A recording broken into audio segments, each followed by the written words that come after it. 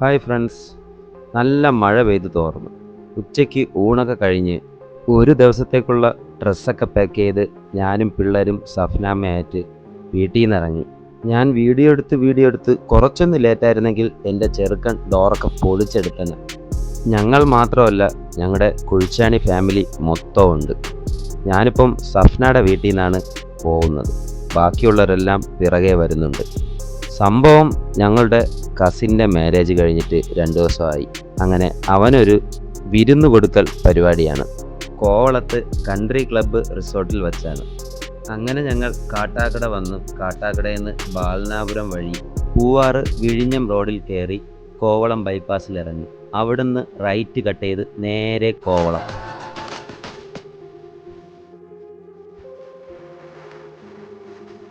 അങ്ങനെ കോവളം ബൈപ്പാസിൽ നിന്നും കോവളത്തിലോട്ട് തിരിയുന്ന സിഗ്നലിൽ നിന്ന് കോവളം റോഡിലോട്ട് കയറാതെ നേരെ കാണുന്ന ലെഫ്റ്റ് സൈഡിലുള്ള സർവീസ് റോഡ് പിടിച്ച് കുറച്ചൊന്ന് താഴോട്ട് വരുമ്പോൾ തന്നെ ലെഫ്റ്റ് സൈഡിൽ നെടുമം തുണ്ടുവിള ക്ഷേത്രം എന്നൊരു ആർച്ച് കാണാം. ചെറിയൊരു റോഡാണ്. ജസ്റ്റ് ഒരു 1.5 കിലോമീറ്ററിനടുത്ത് വരുമ്പോൾ തന്നെ നമ്മുടെ സ്പോട്ടെത്തും. Country club Kovalam. 1 day full എടുത്തതാണ്, പക്ഷെ ഞങ്ങൾ എത്താൻ കുറച്ചൊന്ന് ലേറ്റായി. ബാക്കി ഫാമിലി മൊത്തം ഇവിടെ എത്തിയിട്ടുണ്ട്. കയറുമ്പോൾ തന്നെ ലെഫ്റ്റ് സൈഡും റൈറ്റ് സൈഡും 2 അടിപൊളി സ്വിമ്മിംഗ് പൂളാണ്. ഒന്ന് മുതിർന്നവർക്കും മറ്റേത് കുട്ടികൾക്കുമാണ്. വന്നപാടെ പിള്ളേർ സ്വിമ്മിംഗ് പൂളിൽ ചാടാനുള്ള വെപ്രാളത്തിൽ അവിടെ കുത്തിയിരിക്കാനും തുടങ്ങി. ഇതാണ് മുതിർന്നവർക്കുള്ള സ്വിമ്മിംഗ് പൂൾ. വലിയവർക്കുള്ള സ്വിമ്മിംഗ് പൂൾ ആണെങ്കിലും വലിയ ആഴമൊന്നുമില്ല. ജസ്റ്റ് ഒരാളുടെ കഴുത്തറ്റം പൊക്കം മാത്രമേ വെള്ളമുള്ളൂ. എന്നാൽ പിന്നെ അകത്തോട്ടൊക്കെ പോയി നോക്കാം. ഏകദേശം 1.5 ഏക്കറോളം സ്ഥലത്താണ് കൺട്രി ക്ലബ്ബ് നിലനിൽക്കുന്നത്. ഇവിടുത്തെ പറമ്പിൽ നിന്ന് കിട്ടുന്ന തേങ്ങകളാണ്. പിള്ളേർക്കൊക്കെ ഓടി നടന്ന് കളിക്കാനുള്ള സ്ഥലവുമുണ്ട്. ഫാമിലി ആയിട്ടൊക്കെ വരുമ്പോൾ എന്തായാലും ഒരു റൂമും വേണം. അത്യാവശ്യം ഡ്രസ്സൊക്കെ ചേഞ്ച് ചെയ്യാനും ഒന്ന് റെസ്റ്റ് എടുക്കാനും നല്ല സ്പേസ്ഫുൾ ആയിട്ടുള്ള റൂമാണ് അവർ നമുക്ക് വേണ്ടി തന്നത്.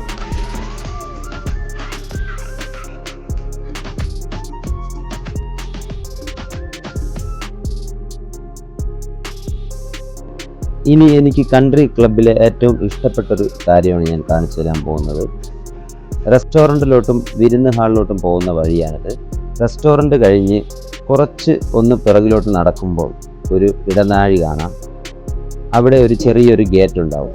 ആ ഗേറ്റ് തുറന്നു കഴിഞ്ഞാൽ എൻ്റെ മോനെ, വാവ്, സാക്ഷാൽ കോവളം ബീച്ചിലോട്ടാണ് നമ്മൾ വന്നിറങ്ങിയത്.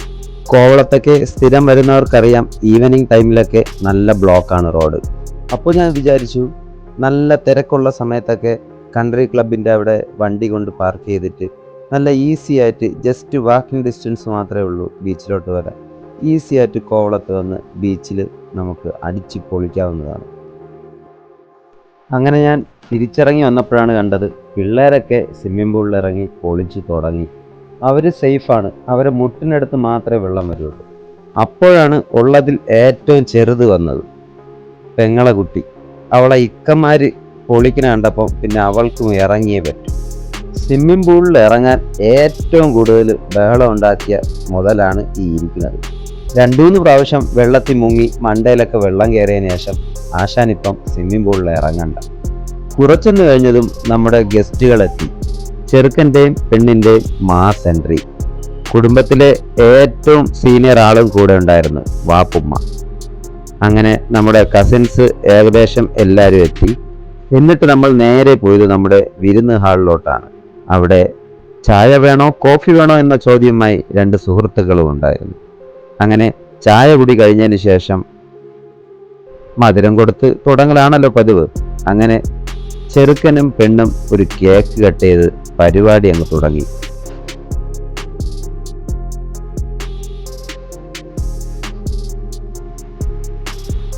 കട്ട് ചെയ്ത കേക്കുമായി നമ്മളെ പുയ്യാപ്പിള നമ്മളെ കുടുംബക്കാർക്ക് എല്ലാം ഓടി നടന്ന് കൊടുക്കലായിരുന്നു കേക്ക്.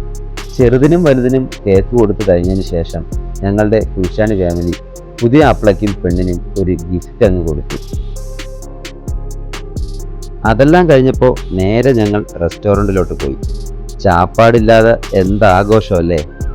നല്ല വൃത്തിക്ക് സെറ്റ് ചെയ്ത ഡൈനിങ് ടേബിൾസും ബൊഫെ ടേബിളും, ചൂടാവി പൊയ്ക്കൊണ്ടിരിക്കുന്ന പലതരം വെറൈറ്റി ഫുഡ് ഐറ്റംസ്.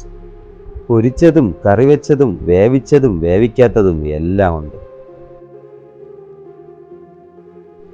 അൺലിമിറ്റഡ് ഫുഡാണ്. ഏതെടുത്താലും എത്ര വേണോ എടുക്കാം. അങ്ങനെ നിരത്തി വെച്ചിരിക്കുന്ന ഫുഡ് ഐറ്റംസിൽ അവരവർക്ക് ഇഷ്ടമുള്ളത് എടുത്തുകൊണ്ട് ഇഷ്ടമുള്ള സ്ഥലത്ത് പോയിരുന്ന് തട്ടാൻ തുടങ്ങി.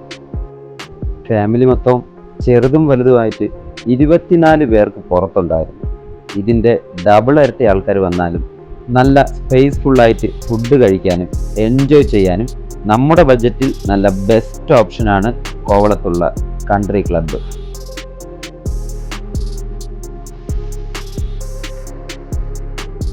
വയറ് നിറച്ച് ഫുഡ് കഴിച്ചതിന് ശേഷമുള്ള അടുത്ത ഓപ്ഷനാണ് സ്വിമ്മിംഗ് പൂള്.